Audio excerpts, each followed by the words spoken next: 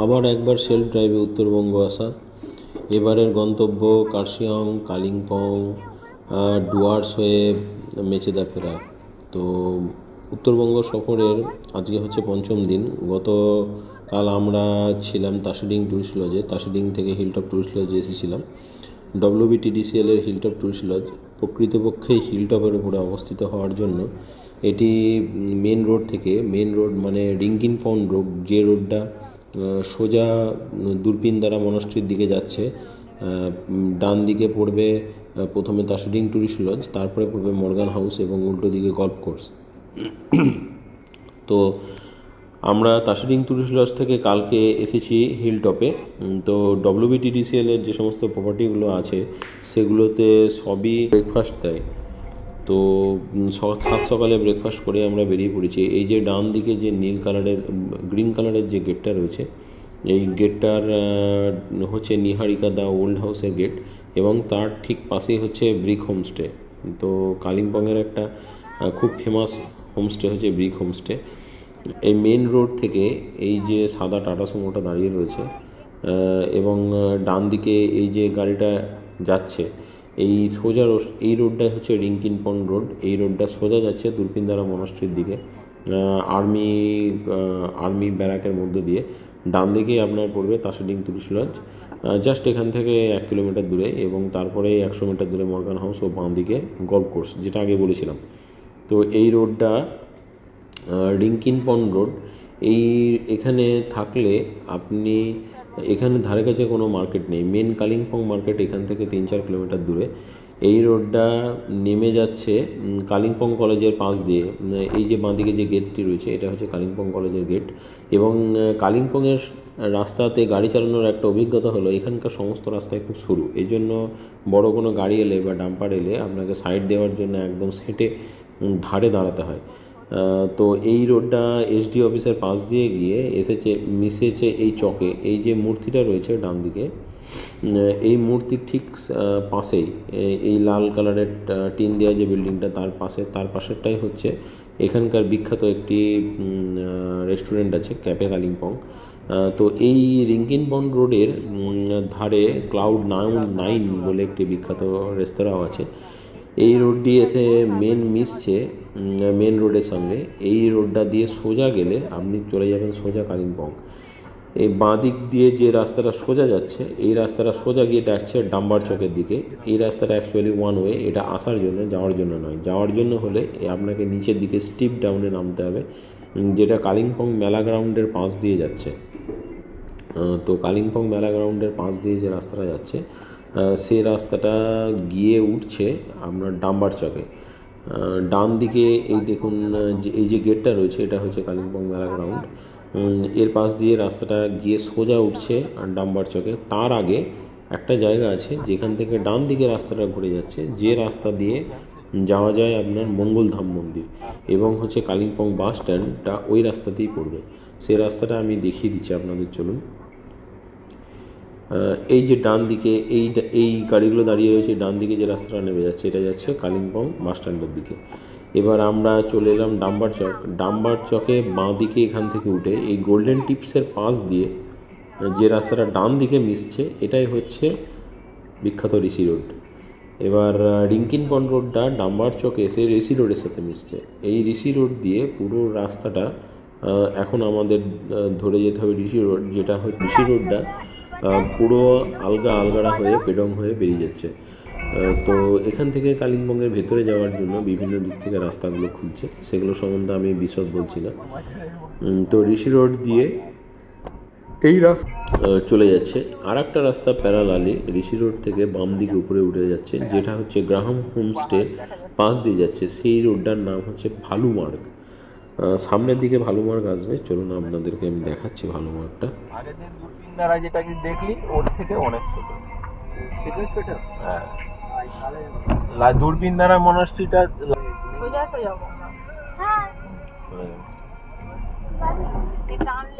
আমরা এখন চলেছি কালিম্পংয়ের ব্যস্ত শহরের মধ্য দিয়ে।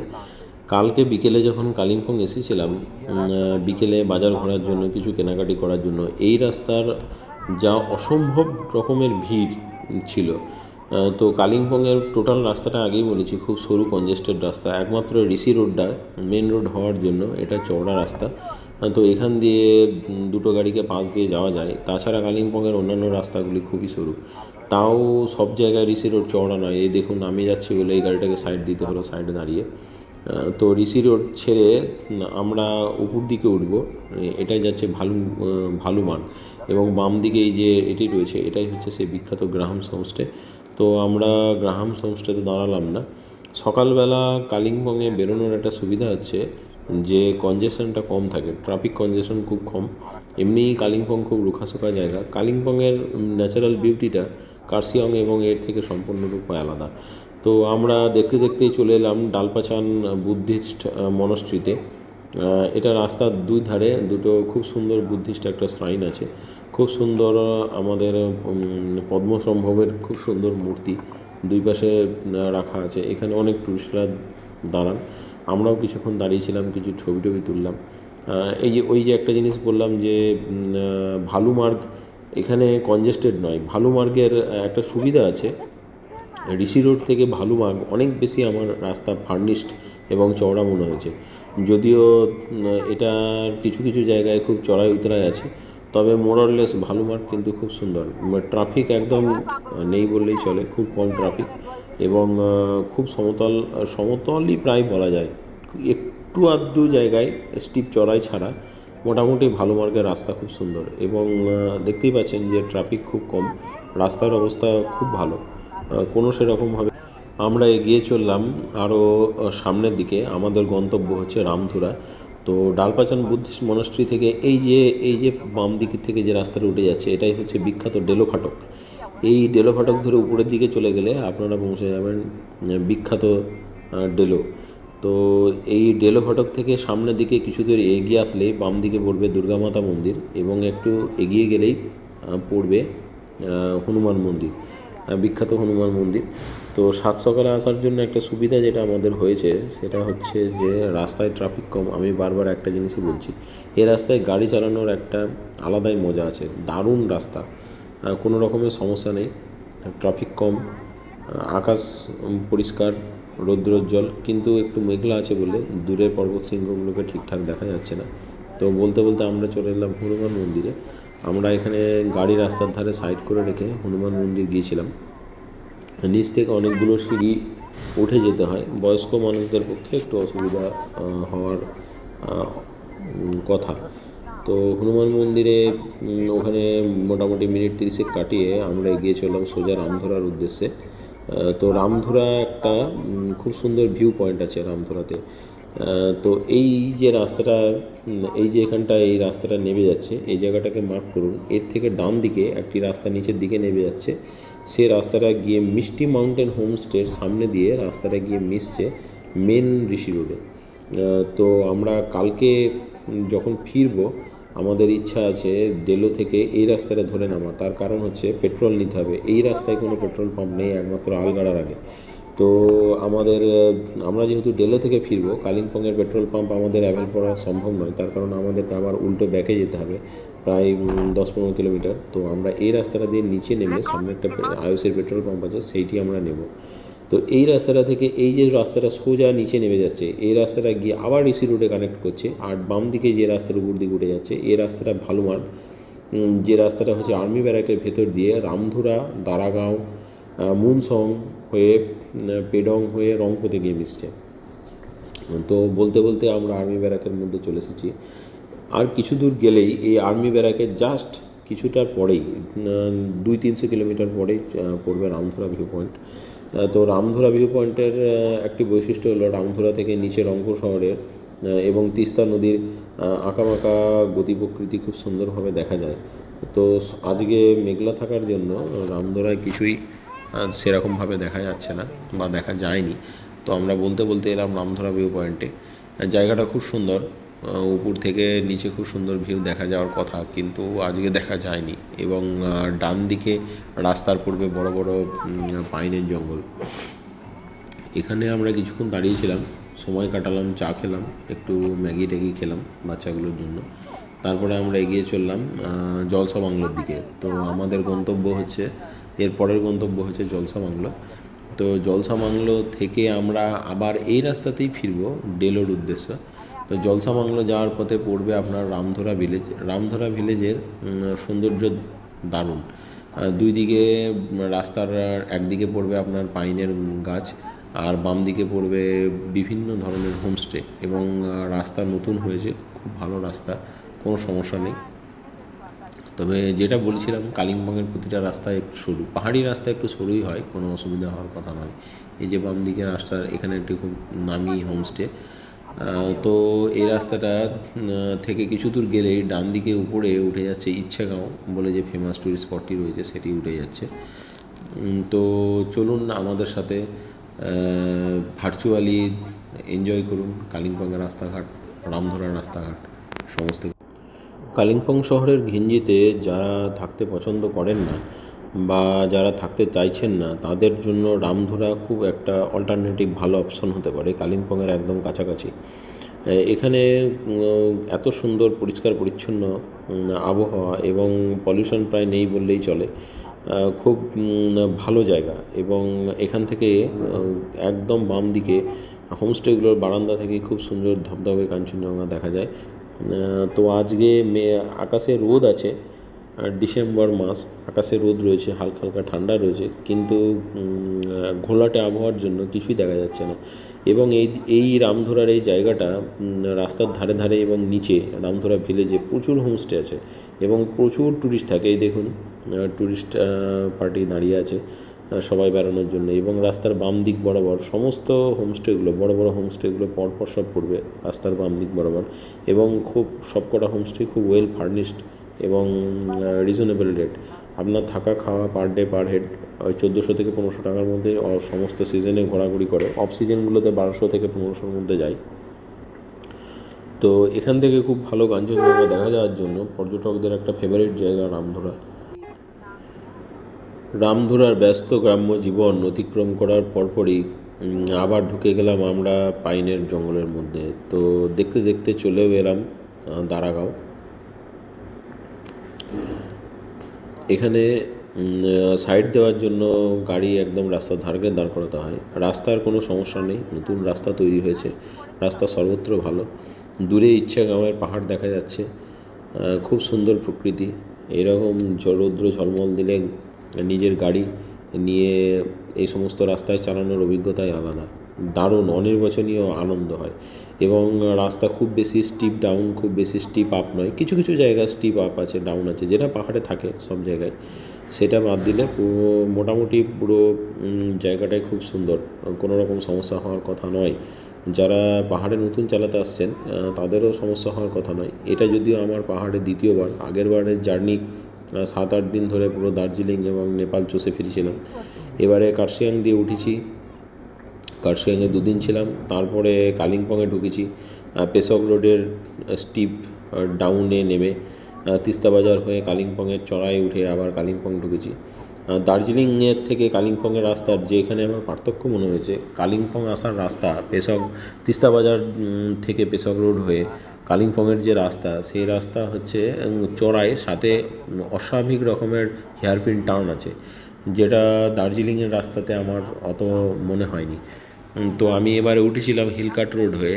ওটার উদ্দেশ্য ছিল যে তিনধারিয়া এবং যে সমস্ত জায়গাগুলো পড়ে এন রুট, গিদ্দা পাহাড়, নেতাজি মিউজিয়াম, এই সমস্ত জায়গাগুলো হয়ে কার্শিয়াং ঢোকার। তো কার্শিয়াং ঢোকার পথে চড়াই আমার একটা জায়গায় মনে হয়েছে, কার্শিয়াং ঢোকার সময় গিদ্দাপাহাড় থেকে পেরিয়ে রাস্তার ডান দিকে আলিতা হোমস্টের যে রাস্তাটা যাচ্ছে, সেই রাস্তাটা দিয়ে হনুমান টকে ওঠার যে রাস্তাটা, সেই রাস্তাটা মারাত্মক রকমের চড়াই এবং স্টিপ ডাউন আছে। নোভিস ড্রাইভার যারা হবেন তাদের গাড়ির প্রতি খুব কন্ট্রোল না থাকলে ফার্স্ট গিয়ারে গাড়ি তোলা ভীষণ কঠিন হয়ে যাবে। তাছাড়া কালিম্পংয়ের ঢোকার মুখ পর্যন্ত রাস্তা আমার মনে হয়েছে একটু হেয়ারপিন টার্ন এবং সামান্য স্টিপ আছে, তাছাড়া সেরকম আর কোনো কিছু নেই। যেমন এই যে ভালুমার্গের মতন সত্যি এত ভালো রাস্তা আমি যে কালিম্পংয়ে এসে পাবো সেটা আমি আশাই করিনি। এটা তো চওড়াই, আমাদের ঋষি রোড সে তো চওড়া রাস্তায়, কিন্তু ঋষি রোড বাদ দিয়ে যে ভালুমার্গ এত সুন্দর হতে পারে সেটা আমি আশাই করিনি। বলতে বলতে আমরা দারাগাঁওয়ে ঢুকে গেছি। এবং দারাগাঁয়ের বিভিন্ন রকমের হোমস্টেগুলো, সামনে ট্যুরিস্টের ভেহিকেল দাঁড়িয়ে আছে। এখানে আমি যতদূর ট্রাভেল করেছি পাহাড়ে অনেক রাস্তা চালিয়েছি। প্রথমবারে হচ্ছে তাকদা থেকে দার্জিলিং হয়ে, কোন্নাম হয়ে, মিরিক হয়ে নেমেছিলাম, লেপচা জগৎ, সীমানা বস্তি হয়ে নেমেছিলাম। এবারের বারে আমি উঠলাম হিলকাট রোড হয়ে, কার্সিয়ং হয়ে, পুরো পেসক রোড দিয়ে নামলাম। নামার পরে কালিম্পং ঢুকেছি, সেখান থেকে তাসিডিং গেছি, তাসিডিং থেকে হিলটপ থেকে আজকে আবার ডেলো যাচ্ছি কালিম্পংয়ের মধ্যেই। তো এত দূর জার্নির রাস্তাতে আমার পাহাড়ে কোথাও চালাতে কোনো রকমের অসুবিধা হয়নি। পাহাড়ের মানুষজন ভালো, ড্রাইভাররাও কোঅপারেটিভ। কিছু কিছু ড্রাইভার সব জায়গাতেই খারাপ থাকে, তাদেরকে বলবো না। যেমন এখানে নতুন রাস্তাটা হয়েছে, দেখুন কতটা স্টিপ ডাউন। দেখে অতটা মনে হয় না, ক্যামেরাতে অতটা বোঝা যায় না, কিন্তু কিছু কিছু জায়গায় খুব স্টিপ ডাউন আছে। পাহাড়ের নর্মাল রাস্তা এরকমভাবেই হয় এবং এই সমস্ত জায়গায় চালাতে ভীষণ ভালো লাগে। বলতে বলতে এই কার্ভের পথেই বাম দিকে আমরা চলে এলাম বিখ্যাত সেই জলসা বাংলো। এটি ইংরেজ আমলের তৈরি একটি বাংলো। সিনকোনা প্ল্যান্টেশনের জন্য এই বাংলোটি স্থাপন হয়। এখনও জলসা বাংলোতে রুম বুক করা যায়।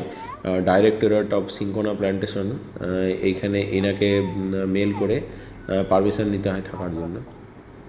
তো জলসা বাংলো দেখার পরই আমরা ওখানে 30 মিনিট মতন ছিলাম। জলসা বাংলোর ডিটেল ভিডিও পরে আমি দেবো কী আছে না আছে। তো আমরা ওখান থেকে আবার একই রাস্তাতে ফেরত আসতে শুরু করলাম। সেই দারাগাঁও রামধরা হয়ে আমরা আবার ফেরত আসতে শুরু করলাম। আর 10 মিনিট লাগবে। জলসা বাংলো থেকে ফেরার পথে রামধরা হয়ে আমরা একই রাস্তায় ফিরছিলাম। তো ফেরার পথে আমাদের টার্গেট ছিল ডেলো ফাটক থেকে ডান দিকে উপরে উঠে আমরা তো আজকে ডেলো ট্যুরিস্ট লজে যাব। যাওয়ার পথে রাস্তায় পড়বে আপনার হচ্ছে কালিম্পং সায়েন্স সিটি। তো যেহেতু আমার ছেলেরা ছোট এবং ওদের সায়েন্স সিটিটা খুবই ভালো লাগে, কলকাতা সায়েন্স সিটি আগে দেখে যেতেছে, তো সকাল থেকেই বলে আসছে ছোটো ছেলেকে, বাবা কখন সায়েন্স সিটি যাব। তো আমি বললাম যে ঠিক আছে চল, তাহলে আসার পথে ভালোই হলো, ডেলোতে যখন থাকবো তখন আমরা সায়েন্স সিটি দেখে যাব। তো এই রাস্তা দিয়ে ফিরছি, সে একই জায়গায় আমরা এসে পৌঁছালাম, হনুমান মন্দির এবং ডালপাচেন বুদ্ধিস্ট মনাস্ট্রি। সেখান থেকে পেরিয়ে আমরা প্রায় চলে এসেছি ডেলো ফাটকের কাছাকাছি। এবারে আমরা এখান থেকে রাস্তার ডান দিক ধরে নেব। রাস্তার ডান দিকে ধরে বালুমার্গ ছেড়ে ডান দিকে উপরের দিকে উঠলেই আমরা সোজা উঠে যাব ডেলো ফাটক। ডেলো যে জিটিএ যে ট্যুরিস্ট লজটি রয়েছে সেখানে আমরা ঢুকে পড়েছি ডেলোর রাস্তায়। তো এই ডান দিকে যে রাস্তাটা এই যে উপর দিকে উঠে যাচ্ছে, সে রাস্তাটি হচ্ছে সায়েন্স সিটি চলে যাচ্ছে, ডেলো সায়েন্স সিটি। আমি কলকাতা সায়েন্স সিটি ঘুরেছি, তারপর দীঘা সায়েন্স সিটিও গেছি, এখন আসছি কালিম্পং সায়েন্স সিটিতে। এখন দেখা যাক কালিম্পং সায়েন্স সিটি আমাদের এক্সপেকটেশানে উতরাতে পারে কিনা। তো ডেলো রোডের থেকে ডান দিকে উপরে এই রাস্তাটা যথেষ্ট চড়াই আছে এবং কিছুটা একটু ভাঙাচড়াও আছে সায়েন্স সিটির মেন গেটের মুখে। সায়েন্স সিটি গেট দিয়ে ঢুকেই বাঁ দিকে হচ্ছে টিকিট কাউন্টার, এখানে গাড়ি দাঁড়িয়ে টিকিট কাটতে হয়, তারপরে গাড়ি নিয়ে প্রবেশ করতে হয় এবং উপরে ওঠার পরে বিস্তৃত লনে গাড়ি রাখার জন্য খুব সুন্দর ব্যবস্থা আছে। যারা গাড়ি নিয়ে আসতে চান, বিশেষ করে আমি যে ব্লগগুলো করেছি তার উদ্দেশ্য হচ্ছে যারা নিজের ড্রাইভ করে পাহাড়ে বেড়াতে আসতে চান তাদের প্রতিটা জিনিস খুঁটিনাটি জানানো, যে কোথাও পার্কিংয়ের কোনো সুব্যবস্থা আছে কিনা বা কোনো প্রবলেম আছে কিনা। তো কালিম্পং সায়েন্স সিটিতে দেখতেই পাচ্ছেন সুবৃহৎ বিরাট পার্কিং লট আছে, সুতরাং এখানে গাড়ি নিয়ে আসার কোনো সমস্যা নেই। এবং আমার মনে হয়েছে কলকাতা সায়েন্স সিটির পরে কালিম্পং সায়েন্স সিটি বেস্ট, দীঘায়ের ধারে কাছে আসতে পারে না। তার কারণ হচ্ছে এটা পাহাড়ের উপরে 1 নম্বর কথা, পরপর ধাপে ধাপে উপর দিকে উঠে গেছে এবং বিশাল এরিয়া জুড়ে বিস্তৃত জায়গা জুড়ে অবস্থিত। বাচ্চাদের বিনোদনের জন্য যথেষ্ট জায়গা আছে, বড়দের বিনোদনের জন্য যথেষ্ট জায়গা আছে, খুব সুন্দর। উপরে ডাইনোসরের রেপ্লিকাগুলো খুব ভালো আছে। তো আমরা সায়েন্স সিটিতে প্রায় ঘন্টা 1.5-2 ছিলাম। তারপরে সায়েন্স সিটি থেকে বেরিয়ে পড়লাম। আমাদের আজকের গন্তব্য আপনারা সকলেই জানেন, প্রথম থেকে বলে আসছি, ডেলো ট্যুরিস্ট লজ জিটিএর আন্ডারে যেটা আছে সেটা আমি বুক করেছিলাম। তো ডেলো ট্যুরিস্ট লজে আমাদের পড়েছিল 2400 50 টাকা সামথিং উইথ জিএসটি। এবং আমরা এখন সায়েন্স সিটি থেকে সোজা চলেছি ডেলো টুরিস্ট লজে। তো রাস্তা একই, যে রাস্তা দিয়ে আমরা ডেলো ফটক থেকে উঠে আসলাম সেই রাস্তাটায় সোজা যাচ্ছে ডেলো সায়েন্স সিটিতে। রোদ ঝলমলে আবহাওয়া, ডিসেম্বর মাস, কিন্তু ঠান্ডা সেরকমভাবে নেই পাহাড়ে। তো যারা ডেলো বেড়াতে আসেন তাদের মধ্যে অনেকেই সায়েন্স সিটি আসেন, আবার অনেকে সময়ের অভাবে সায়েন্স সিটিটা অ্যাভয়েড করে ডেলো পার্কে ঘোরাঘুরি করতে যান। তো আমি বলবো, যদি সাথে আপনাদের বাচ্চা থাকে বা বাচ্চা যদি নাও থাকে, তাহলে অন্ততপক্ষে ফেরার পথে বা ডেলো যাওয়ার পথে একবার সায়েন্স সিটি অবশ্যই ভিজিট করুন। তো ডেলো রাস্তা যেতে যেতে রাস্তার দুদিকে প্যারাগ্লাইডিংয়ের করানোর জন্য যে সমস্ত এজেন্সিগুলো আছে তাদের কাউন্টার বা কিয়স্ক আপনার চোখে পড়বে। এবং যেহেতু ডেলোটা একদম পাহাড়ের টপে আছে, ডেলো বাংলোটা, এবং তার আশেপাশে প্রচুর হোমস্টে আছে। তো সেখানে পার্কিং পাওয়াটা একটা বিরাট সমস্যা হওয়ার জন্য ম্যাক্সিমাম গাড়িগুলো করে কি, এই ডেলো রোডের এখানে ধারে পার্কিং করে দেয়, দিয়ে উপরে যায়। এবং কিছু দূর যাওয়ার পরে যেটা দেখা যায় যে এরা লোকাল লোকজন পার্কিংয়ে এখানে রাখতে বাধ্য করে, যদিও উপরে ফাঁকা থাকে তবুও ওরা এখানে রাখতে বাধ্য করে, যাতে ওদের পার্কিংয়ের টাকাটা ওরা পায়। তো আমাকেও এরকম আটকে ছিল। এই যে লাল রঙের যে গাড়িটা আসছে i20টা, এই সম্ভবত ফোর্ডের গাড়ি এটা। তো একে অতিক্রম করে যাওয়ার পরে এই যে বাঁ দিকে লোকগুলি দাঁড়িয়ে আছে, এরা আমাকে জোর করছিল যে এখানে গাড়ি রেখে যাওয়ার জন্য। তো আমি ওদের কথায় কোনো আমল দিইনি, আমি সোজা বেরিয়ে গেছি। অ্যাকচুয়ালি পার্সোনাল গাড়ি নিয়ে গেলে এর উপরে যেতে দেবেও না, তার কারণ হচ্ছে রাস্তার ধারে ধারে সবই প্রায় পার্কিং লট ফুল হয়ে আছে, এবং যেহেতু দোকান আছে, দোকানের সামনে গাড়ি রাখতে দেবে না। তো আমার যেহেতু উপরে বুকিং ছিল, আমাকে তো গাড়ি নিয়ে যেতেই হবে, সেহেতু আমি ওদের কথায় কোনো রকম আমল দিইনি। ওরা পিছন থেকে ওই করে চেঁচাচ্ছিল, তবুও আমি তাতে পাত্তা দিইনি, বেরিয়ে এসেছি। এইখান থেকে শুরু হলো আসল ঝামেলা গাড়ি নিয়ে ওঠার। একে তো সরু রাস্তা, কালিম্পংয়ের রাস্তা মানে সরু, তার উপর হচ্ছে কনজেস্টেড, এবং হচ্ছে রাস্তার দুদিকে পার্কিং করে রাখা আছে, ভীষণই মানে একটা ক্যাওটিক এবং প্রবলেমেটিক জায়গা। এইটুকুনি জায়গা অতিক্রম করতে আমি পুরো ঘেমে নিয়ে আমার অবস্থা খারাপ হয়ে গেছে।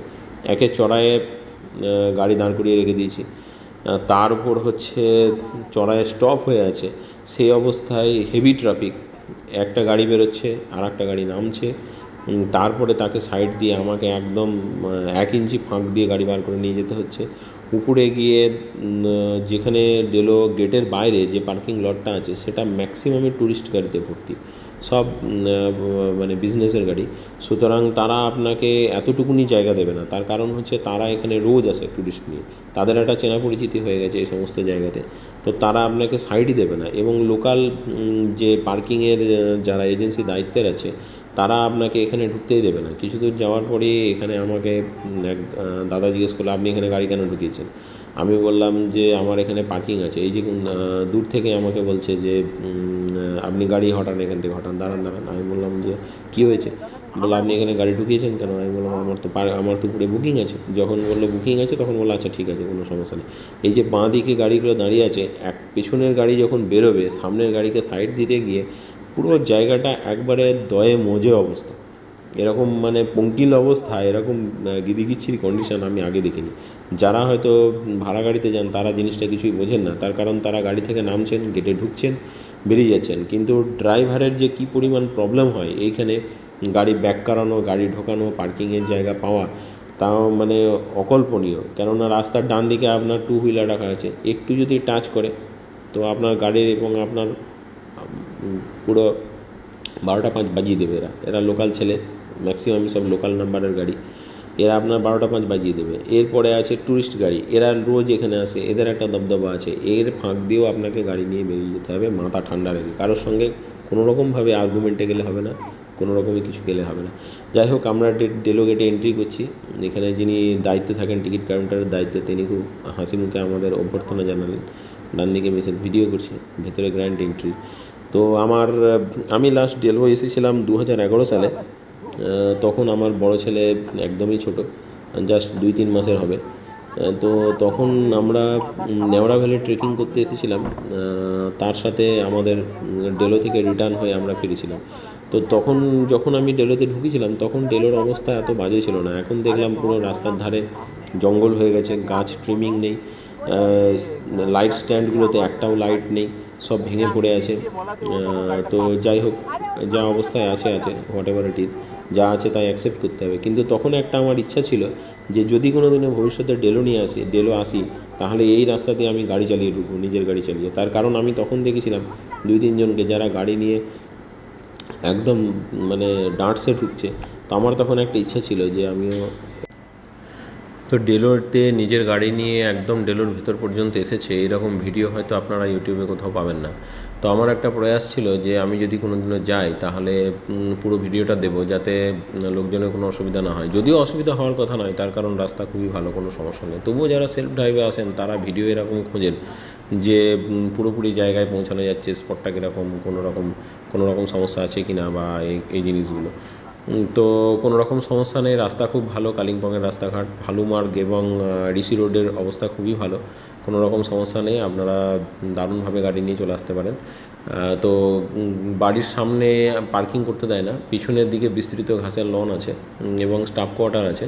এই জায়গাটা এনাফ গাড়ি রাখার জন্য, খুব কোনো রকমের সমস্যা নেই, আরাম নিশ্চিন্তে গাড়ি রাখতে পারেন এবং ডেলো ঘুরতে পারেন। এর পরবর্তী ভিডিওতে চেষ্টা করব ডেলোর ঘরগুলো এবং পুরো সিস্টেমটা দেখানোর, কীরকম কী আছে ভিতরে না আছে, তাহলে আপনাদের খুব সুবিধা হবে। ঠিক আছে, ধন্যবাদ আপনাদের সকলকে ভিডিও দেখার জন্য। ভালো থাকবেন, সুস্থ থাকবেন।